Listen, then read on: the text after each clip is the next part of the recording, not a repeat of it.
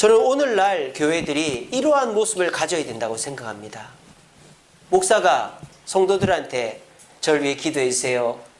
제가 뭐가 필요합니다. 저 이런 거 없어서 힘듭니다. 라고 말하는 목사가 아니라 목사는 기도하고 자신의 할 도리를 다할 때 성도들이 목사를 위해 기도해 주고 성도들이 목사의 형편을 챙겨줄 때 그 교회는 승리의 개성가를 부르는 교회가 될 줄로 믿으시기를 바랍니다. 자, 그러면 승리할 때 우리는 무엇을 근거로 승리를 해야 되는가? 여기 보세요. 하나님이 어디서 도와주신다? 어디서? 성소. 성소가 어디예요? 성전 안에 있는 하나님이 임재하는 곳이죠. 성소에서 도와주시고 어디에서 너를 붙드신다? 시온. 이 시온은 어디입니까? 성전이 있는 곳이잖아요. 그러니까 하나님은 너를 도와주시는데 하나님께 기도하고 하나님의 백성들이 기도해주는 그 자리를 바탕으로 해서 너를 도와주신다라고 말하는 거예요. 그리고 또 봅시다. 우리가 하나님의 도움을 받을 때 어떻게 도움을 받느냐? 너의 모든 소재를 기억하시고 너의 번제를 기억하셔서 소원대로 들어주기를 바란다 라고 기도하고 있는 것입니다. 제사에는 5가지 방법이 있죠. 소제, 번제, 속건제, 속제제, 화목제가 있습니다. 각 제사에는 의미가 있는데 소제의 의미가 뭔지 아세요? 감사입니다. 감사. 그러니까 하나님께서 성소에서 시온에서 도와주시는데 뭐를 근거로 도와주신다? 평소에 감사하고 번제의 의미는 뭔지 아십니까? 헌신입니다. 헌신. 평소에 네가 감사하고 헌신한 것을 가지고 하나님이 너를 도와주기를 원한다라고 말하는 것입니다. 여기서 우리가 알 수 있는 게 뭡니까?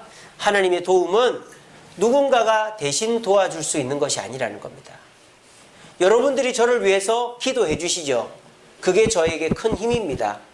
하지만 저 또한 하나님 전에 나와 기도하고 저 또한 하나님께 평소에 감사하고 저 또한 하나님께 헌신의 자세가 되어 있지 않으면 우리는 어떻게 된다? 저는 어떻게 된다? 하나님의 도움을 받을 수가 없다라는 것입니다. 오늘 이 자리에 계신 여러분들도 마찬가지입니다. 누군가 나를 위해 새벽마다 기도해 주는 사람이 있는 거 참 큰 축복이죠. 요즘같이 새벽 기도 안 하는 시절, 밤 12시, 1시, 2시까지 잠 안 자고 TV 보고 게임하고 이러는 시절에 매일 아침 새벽 4시 일어나 새벽 기도 나와 기도하는 사람이 내 부모님이고 내 할아버지고 내 교회 성도라는 것은 큰 축복입니다. 그런 분을 내 가까이 두고 있다는 건 축복이에요. 근데 더 중요한 건 뭘까요? 내가 스스로 기도할 수 있는 자가 되어야 된다는 거예요. 아무리 남을 위해서 남이 나를 위해서 기도해줘도 내가 평소에 교회 나가지 않고 내가 평소에 감사하지 않고 내가 평소에 헌신하지 않으면 하나님은 그 사람의 기도가 나한테 응답되게 해주지 않는다라는 것입니다. 그래서 오늘 이 자리에 계신 자녀분들이 부모님께 기도 부탁을 할 수 있어요. 또 여러분들이 부모, 형제, 친척들을 위해 기도할 수 있어요. 근데 우리가 기도하면서 반드시 해야 되는 게 뭡니까?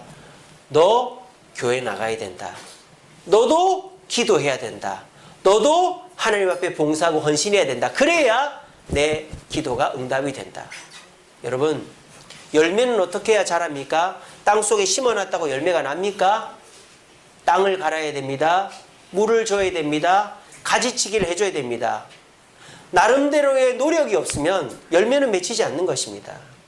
농사 잘 못 짓는 사람이 분명히 심어놨는데 왜 열매가 안 맺히지 그럽니다. 왜 안 맺히겠어요? 자기가 노력을 안 하니까 그렇지.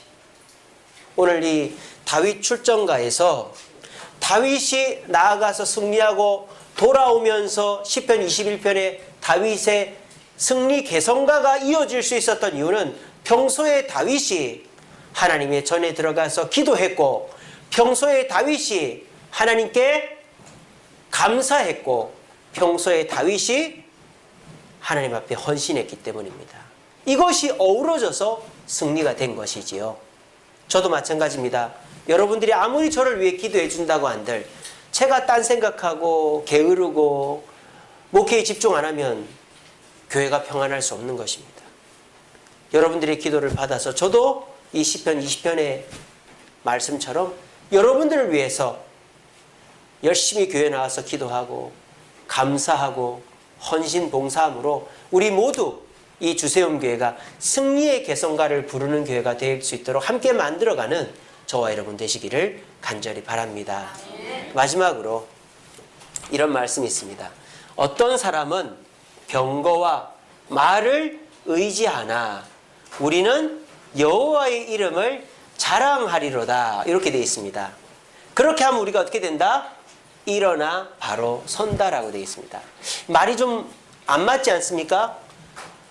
예수 믿지 않는 사람은 병거나 말을 의지하지만 우리는 여호와를 의지한다. 이렇게 해야 말이 맞는데 여호와를 의지한다고 얘기하지 않고 자랑한다고 얘기합니다. 이 말에 담겨있는 뜻이 뭔지 아시겠습니까? 하나님이 내 기도를 들어주던 안 들어주던 하나님은 나의 자랑이 된다 이 말입니다. 여러분들이 저를 위해서 기도해주고 있습니다. 그래서 제가 나름대로 열심히 합니다. 근데 제가 잘할 때도 있지만 잘 못할 때도 있습니다. 그러면 제가 잘할 때는 여러분들이 저를 자랑해 주다가 제가 못하면 저를 욕하시겠습니까? 그렇지 않지 않습니까? 가정에서도 그렇고 직장에서도 그렇고 우리가 실수하는 부분이 이것입니다. 의지할 때는 의지할 만하면 의지하다가 의지할 만 안 하면 의지 안 하는 이런 뒤집어지는 이런 식의 신앙생활 하면 안 되는 거예요. 하나님은 항상 우리의 뭐가 되어야 되는 거예요? 자랑이 되어야 되는 거예요. 내 남편은 항상 나의 뭐가 되어야 되는 거예요? 자랑이 되어야 되는 거예요. 내 자녀들은 항상 나의 뭐가 되어야 되는 거예요? 자랑이 돼요. 어떨 때? 상처받았을 때, 실패했을 때, 힘들었을 때, 아무것도 나에게 줄 수 없을 때 더더욱 여보, 당신은 내 자랑이야. 얘야, 빵점 맞아도 괜찮아. 너는 내 자랑이야. 라고 말할 때 상대방은 더 잘하는 것입니다. 이것이 승리를 불러오는 하모니라는 것입니다. 오늘 이 자리에 모신 저와 여러분, 제가 잘 못할 때도 있습니다. 그럴 때 물론 채찍질을 해주셔야 되지만 너무 채찍질을 하지 마시고 적당하게 하시고 그래도 목사님 괜찮습니다 라고 해주시면 제가 더 열심히 하겠죠.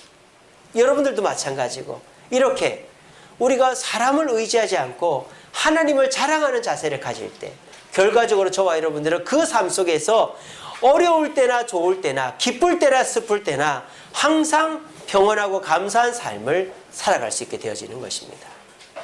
그래서 저는 우리가 이런 관계가 되었으면 좋겠어요. 여호와여 왕을 구원하소서. 우리가 부를 때에 우리에게 응답하소서. 여러분들 기도하실 때 꼭 그렇게 기도해 주십시오. 하나님, 우리 목사님을 구원해 주세요. 하나님, 우리 목사님 승리하게 해주세요. 하나님, 우리 목사님 목회 잘하게 그렇게 기도해 주십시오. 그것이 우리가 하나님 앞에 응답받고 승리하는 길인 줄로 믿습니다. 저도 여러분들을 위해 새벽마다 기도합니다. 여러분들의 삶을 위해서 헌신할 자세가 되어 있습니다. 이렇게 여러분들은 저를 위해서 기도해 주시고 저는 여러분들을 위해 헌신할 때 우리 주세움교회는 시편 21편에 나오는 승리의 개성가가 울려 퍼지는 날이 곧 오게 될 줄로 믿습니다. 우리 이 말씀 기억하시면서 오늘 이 말씀 암송하시는 분이 있는지 모르겠지만 우리가 하나님의 말씀 가운데서 위로받고 도전받아서 우리에게 항상 승리가 넘쳐나는 저와 여러분들이 되기를 간절히 바랍니다. 기도하겠습니다.